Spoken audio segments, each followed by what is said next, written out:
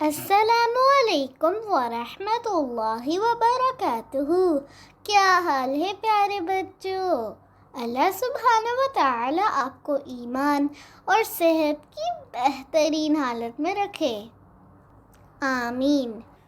ہم سن رہے تھے 12ویں سپارے کی ایسی کہانی جو کہ احسن القصص تھی، یعنی کہ سب سے اچھی کہانی تھی، اور یہ کہانی تھی ایک سچے خواب کی جو دیکھا تھا حضرت یوسف علیہ السلام نے، اور وہ خواب کس طرح پورا ہوا تھا یہ ہم سن رہے تھے۔ ہم پہنچے تھے کہ حضرت یوسف کو جب کنویں سے نکال لیا گیا، پھر انہیں لا کر بیچ دیا گیا اور انہیں خریدا عزیز مصر نے، یعنی کہ مصر کے گورنر نے، اور اس نے اپنا بیٹا بنا لیا۔ انہیں بہت ہی پیار سے پالا۔ حضرت یوسف علیہ السلام دیکھنے میں تو خوبصورت تھے ہی، مگر اخلاق کے بھی بہت ہی اچھے تھے، اور بہت ہی نیک، عقل مند اور سمجھدار تھے۔ سب ان سے بہت محبت کیا کرتے تھے۔ اب ہوا یہ کہ عزیز مصر کی جو بیوی تھی، اس کا نام زلیخا تھا۔ اس نے سوچا یہ تو جو ہے ایک بچہ ہے اور اس کو ہم نے خریدا ہے، تو میں اس سے جو بھی بات کہوں گی یہ آرام سے مان لے گا۔ تو اس نے ایک منصوبہ بنایا۔ اس نے سوچا کہ میں یوسف سے کہتی ہوں کہ ہم مل کے چوری کر لیتے ہیں اور عزیز مصر کو نہیں بتاتے۔ جب اس نے حضرت یوسف سے ایسا کہا تو یوسف کہنے لگے، خدا کی پناہ میں ایسا کیسے کر سکتا ہوں؟ اس نے تو مجھے میرے مالک نے اتنی اچھی طرح پالا ہے، پوسا ہے، مجھ سے اتنی محبت کرتا ہے، مجھ پہ اعتماد کرتا ہے، میں کوئی بھی غلط کام کیسے کر سکتا ہوں؟ زلیخا نے کہا، ارے کوئی بات نہیں، اسے نہیں پتہ چلے گا۔ مگر حضرت یوسف نے کہا، میں تو کوئی غلط کام کر ہی نہیں سکتا، چاہے میں اس سے چھپ کے کروں یا اس سے بتا کے کروں۔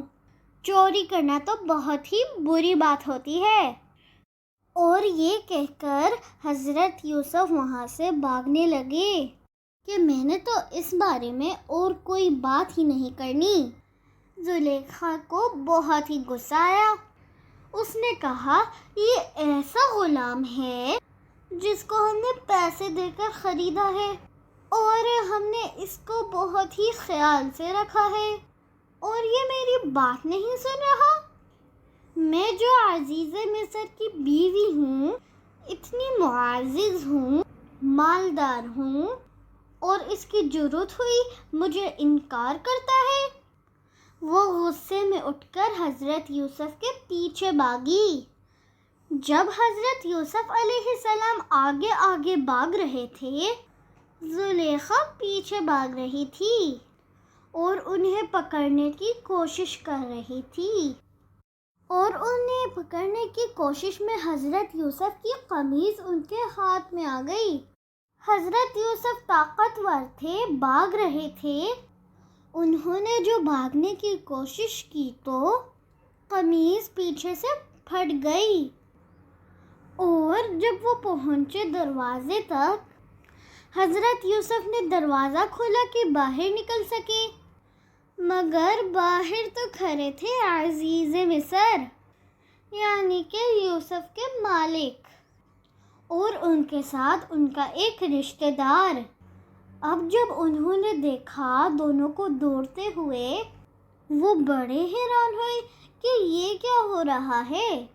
اس سے پہلے کہ حضرت یوسف کچھ کہتے، زلیخا نے بڑی چالاکی سے کہا کہ اس غلام کو سزا دو، اس کو یا تو جیل میں بھیج دو یا پھر اس کو کوئی سخت سزا دی جائے۔ یہ تو آپ کے گھر میں چوری کرنے کا سوچ رہا تھا۔ اب حضرت یوسف علیہ السلام نے کہا، یہ بالکل غلط کہہ رہی ہیں، انہوں نے خود مجھے ایسا کرنے کو کہا تھا۔ جب میں بچنے کے لیے بھاگا تو انہوں نے میرا پیچھا کیا اور میرے کپڑے بھی پھاڑ دیے۔ اب تو عزیز مصر دونوں کی باتیں سن کر حیران ہو گئے، کیونکہ وہ تو یہ بھی نہیں سوچ سکتے تھے کہ زلیخا نے تو جھوٹ بولا ہے، اور یہ بھی تو سبھی کو پتہ تھا کہ یوسف تو کبھی بھی جھوٹ نہیں بول سکتے۔ تو پھر اس نے کہا کہ یوسف، میں کس طرح یقین کروں کہ تم سچے ہو؟ اب حضرت یوسف سوچ ہی رہے تھے کہ ان کے ساتھ جو شخص آیا تھا اس نے کہا کہ ہم دیکھ لیتے ہیں۔ یوسف کہتا ہے کہ اس کے کپڑے پھٹ گئے ہیں۔ اگر اس کی قمیض آگے سے پھٹی ہے تو اس کا مطلب ہے کہ یوسف نے جھوٹ کہا ہے اور زلیخا نے سچ کہا ہے، اور اگر اس کی قمیض پیچھے سے پھٹی ہے تو اس کا مطلب ہے کہ یوسف نے سچ کہا ہے اور زلیخا نے جھوٹ، کیونکہ اگر یوسف بھاگ رہا تھا اور زلیخا اسے پکڑ رہی تھی تو قمیض پیچھے سے ہی پھٹنی چاہیے۔ اب جب انہوں نے دیکھا تو حضرت یوسف علیہ السلام کی قمیض تو پیچھے سے پھٹی ہوئی تھی۔ انہیں سب کو پتہ چل گیا کہ حضرت یوسف جو ہیں سچ کہہ رہے ہیں اور زلیخا نے جھوٹ کہا ہے۔ عزیز مصر نے جب یہ دیکھا تو اسے بہت غصہ آیا اور وہ کہنے لگا، یہ تو تم عورتوں کی مکاری ہے، چالاکی ہے۔ یوسف، تم اس بات کا خیال نہ کرو، اسے جانے دو اور معاف کر دو، اور زلیخا، تم اپنی گناہ کی معافی مانگو، اس لیے کہ تم نے ہی غلطی کی ہے۔ وہ عزیز مصر تھا نا، تو اس لیے اس کے لیے بہت ہی بے عزتی کی بات تھی کہ اس کی بیوی پر کوئی الزام لگے اور سارے لوگوں کو پتہ چلے۔ اس لیے اس نے کہا حضرت یوسف کو کہ آپ جانے دیں، اور زلیخا سے کہا کہ تم معافی مانگو۔ مگر ہوا یہ کہ یہ واقعہ تو چھپ نہیں سکا، اور سارے شہر میں جو بڑے بڑے گھر تھے وہاں کی عورتوں میں مشہور ہونے لگا۔ سب کہنے لگیں کہ یہ جو عزیز مصر کی بیوی ہے، ہاں، یہ اپنے غلام کو ورغلانا چاہتی تھی۔ کتنی حیرت انگیز بات ہے، ایک غلام کی وجہ سے اس کی اتنی بے عزتی ہوئی ہے۔ جب زلیخا نے یہ بات سنی تو ان عورتوں کو دعوت بھیجی اور ان کے سامنے ایک پھل رکھا اور ہر کسی کو ایک ایک چھری دی۔ پھر حضرت یوسف کو کہا کہ اب ذرا یہاں چیزوں کو سرو کرنے میں میری مدد کیجیے۔ اب جب عورتوں نے حضرت یوسف کو دیکھا تو حضرت یوسف تو آپ جانتے ہیں نا، دنیا کے سب سے خوبصورت شخص تھے۔ انہیں دیکھ کر عورتیں بالکل حیران رہ گئی، کیونکہ ان کو لگا کہ یہ تو کوئی انسان نہیں ہے، یہ تو پتہ نہیں کوئی فرشتہ ہے جو کہیں سے آیا ہے۔ اور اس حیرانی میں پھل کاٹتے کاٹتے انہوں نے اپنی انگلیاں ہی کاٹ لی، اور پھر اس کے بعد وہ کہنے لگی، یہ یوسف جو ہے بڑا کام کا بندہ لگتا ہے۔ پھر سب نے کوشش کی کہ وہ ان کو جو ہے ان سے دوستی کر لیں اور اپنے اپنے کاموں میں لگائیں۔ جب اس طرح کے واقعات بہت بڑھ گئے تو لوگ بڑے حیران اور بڑے پریشان ہو گئے۔ جتنے بھی وہاں کے وزیر تھے اور بڑے بڑے جو گورنر تھے، انہوں نے عزیز مصر سے مشورہ کیا اور کہا کہ اس معاملے میں ہمیں کچھ کرنا چاہیے۔ ادھر حضرت یوسف اللہ تعالیٰ سے دعا مانگ رہے تھے کہ لوگ میرے پیچھے پڑ گئے ہیں، بہتر ہے کہ آپ مجھے جیل میں ہی بھجوا دیں، اور اللہ تعالیٰ نے ان کی دعا قبول کر لی، کیونکہ جب عزیز مصر کے پاس سب لوگ اکٹھے ہو گئے تو انہوں نے یہ فیصلہ کیا کہ بہتر یہی ہے کہ یوسف کو جیل میں ڈال دیا جائے۔ پھر حضرت یوسف جیل میں رہے 7 سال یا 12 سال، اور قیدیوں میں اللہ تعالیٰ کی اچھی اچھی باتیں پھیلاتے رہے۔ تمام قیدی آپ کے اچھے اخلاق اور اچھے کردار کی وجہ سے آپ کے بہت ہی اچھے دوست بن گئے۔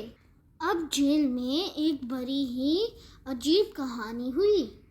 ہوا یہ کہ جب حضرت یوسف علیہ السلام قید خانے میں داخل ہوئے، اس دن آپ کے ساتھ بادشاہ مصر کے 2 خادم بھی جیل میں ڈالے گئے۔ ایک جو تھا وہ سب کو شراب پلانے والا تھا، اور دوسرا باورچی تھا جو کھانا پکاتا تھا۔